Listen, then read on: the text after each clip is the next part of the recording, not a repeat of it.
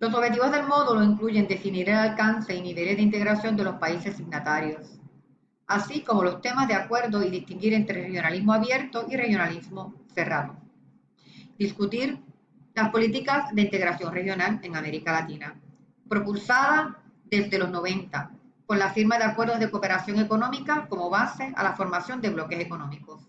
Ofrecer una trayectoria y una comparación de los modelos político-económicos instaurados en América Latina que ponen de manifiesto la fragilidad de la democracia en la región. Analizar el llamado neoliberalismo posthegemónico en América Latina como modelo de regionalización incluyente, donde el Estado lidera el proceso de desarrollo económico. Los proyectos de cooperación estatales serán los actores principales en el proceso, siendo el ALBA, UNASUR, entre otros, que enmarcan este nuevo regionalismo. Alcance y niveles de integración. La integración es un proceso de eliminación gradual de los obstáculos a los intercambios entre varios países, de confrontación entre políticas restrictivas, de coordinación y de armonización de las directrices económicas especiales. Estos obstáculos pueden ser arancelarios o no arancelarios y su eliminación se negocia en acuerdos de libre comercio y en procesos más avanzados de integración que suponen 5 aspectos fundamentales. División de trabajo, en la que supone la especialización de los signatarios. Movilidad de bienes, servicios o factores de producción, la movilidad como nosotros, personas. Tratamiento preferencial para bienes y servicios, sobre todo en productos sensibles, agricultura, tecnológicos, etc. Coordinación normativa y económica encaminada a la creación de un mercado único y creación de bloques. Alcance y niveles de integración. Los niveles de integración que negocian los países se enmarcan por lo general en los siguientes parámetros. Acuerdos de alcance parcial, como la Comunidad Andina y el Mercosur. En el contexto latinoamericano, los acuerdos de alcance parcial han sido frecuentes y en ocasiones son los que anteceden a la negociación en muchos acuerdos de libre comercio. Podemos decir que pueden llamarse memorandos de entendimiento. La Comunidad Andina y Mercosur suscribieron un gran número de acuerdos de alcance parcial que facilitaron la posterior negociación de una zona de libre comercio entre estos dos bloques. Área de libre comercio o tratado de libre comercio como el TLC. Consiste en un proceso de negociación mediante el cual dos o más países acuerdan la eliminación gradual de la totalidad de las barreras arancelarias y pararancelarias, así como acuerdos en otras materias no arancelarias, pero en el cual cada país mantiene sus aranceles y sus reglas de juego comerciales con terceros países. Con el ingreso de prácticamente todos los países a la Organización Mundial de Comercio, con el predominio de una mentalidad de libre cambio y con la existencia de múltiples acuerdos subregionales, las tasas arancelarias, tanto nominales como efectivas, que cobran los países han ido reduciéndose significativamente, por lo que este tema de reducción de aranceles pues pasa a ser un tema secundario, no prioridad. Mientras que en una zona altamente proteccionista como la Comunidad Andina, el arancel promedio es inferior a 11% y la tasa efectiva es inferior a 7%, Estados Unidos, por su parte, tiene aranceles promedios inferiores a 3%, lo que vemos que hay una desigualdad. Así que el tema de reducción de aranceles es uno secundario.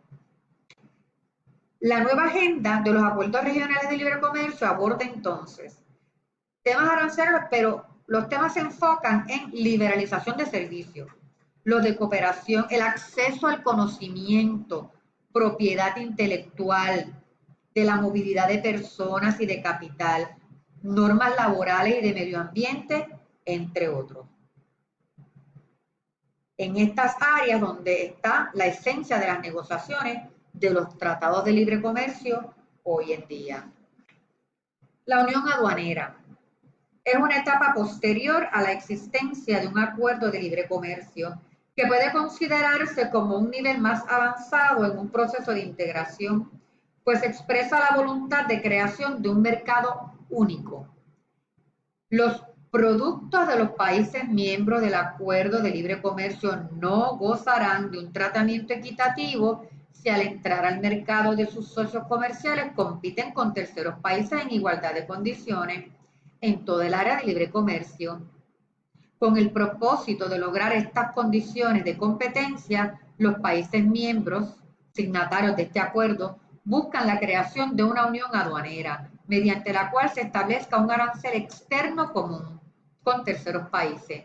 Todo producto entonces procedente de un tercer país que entre a cualquiera de los países signatarios tendrán que pagar el mismo arancel y así se va creando un mercado único en el cual los productos de los países compiten en igualdad de condiciones frente a terceros. Mercado común. Con la conformación de un mercado común se busca la libre movilidad de bienes y servicios, capitales, seres humanos, profesionales, personas, de forma tal que cualquier ciudadano de cualquier país miembro de mercado pueda trabajar en cualquier país miembro del acuerdo. En este proceso no solo se negocia el libre tránsito de personas, sino además las homologaciones de títulos universitarios, condiciones laborales, seguridad social y otros aspectos básicos de la creación de un mercado único laboral que se sumen al mercado único de bienes, servicios y de capitales. Unión económica.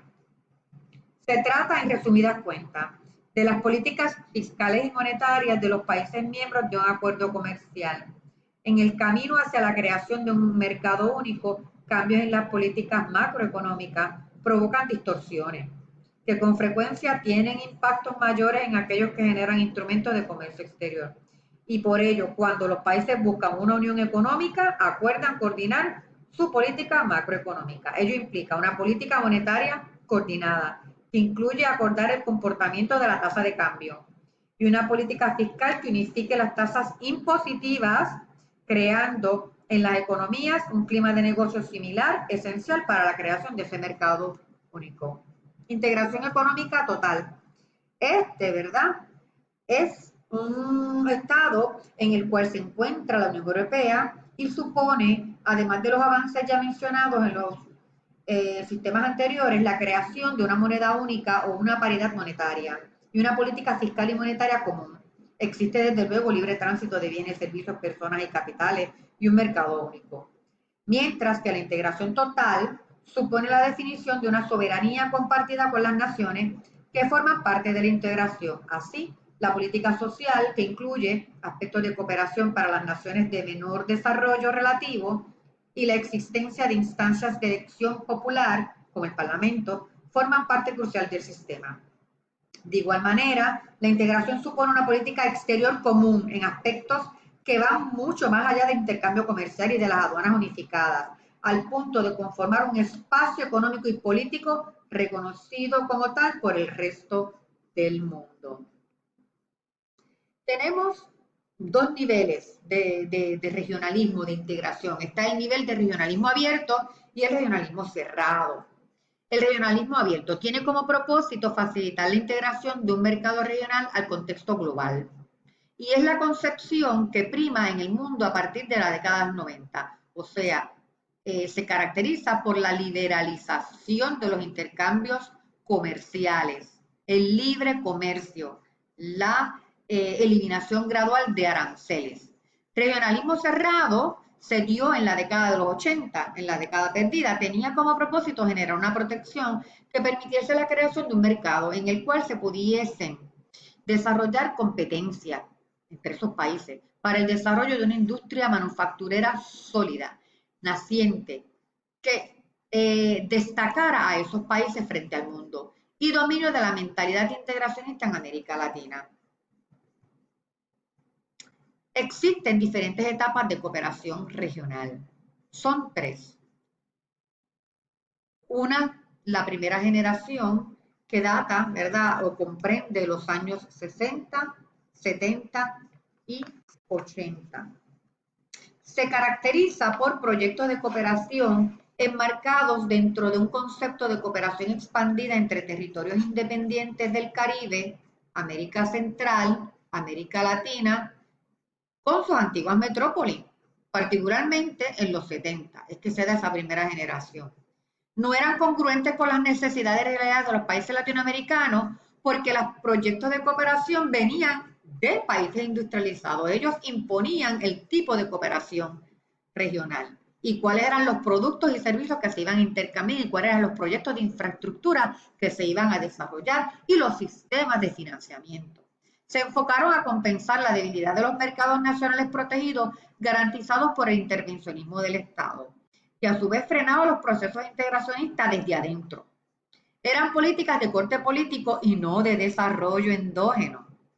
La segunda generación, que es de los 90, propulsada por la presión que reciben los países desde el exterior, la liberalización acelerada de los mercados, el crecimiento de los nuevos países industrializados en Asia y el movimiento de capitales en zonas antes jamás consideradas por las multinacionales. Se caracteriza por la necesidad de una región de insertarse, de no quedarse aislada, de insertarse a nivel internacional, de aumentar sus intercambios comerciales, no intrarregionales, sino extrarregionales con la economía mundial. La regionalización está vinculada a la reducción de la deuda externa, a las relaciones de integración con América del Norte y a las reformas de liberalización, al incremento en el comercio extrarregional e intrarregional, entiéndase, entre el norte y los países de América Latina versus las extrarregionales. Las exportaciones intrarregionales experimentaron un crecimiento anual de 19% entre el 90 y 97 contra el 8% a las exportaciones extrarregionales.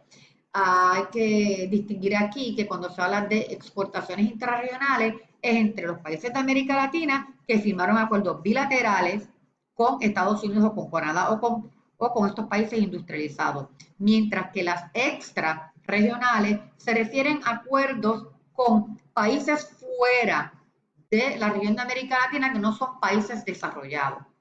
2/3 partes de las exportaciones de la zona iban al resto del mundo en esta segunda generación. Y la tercera generación, que es del 2000 al presente, se denomina el regionalismo suramericano, poshegemónico, según diferentes posturas. El florecimiento de las transnacionales, la expansión y posicionamiento de las multilatinas en el mundo.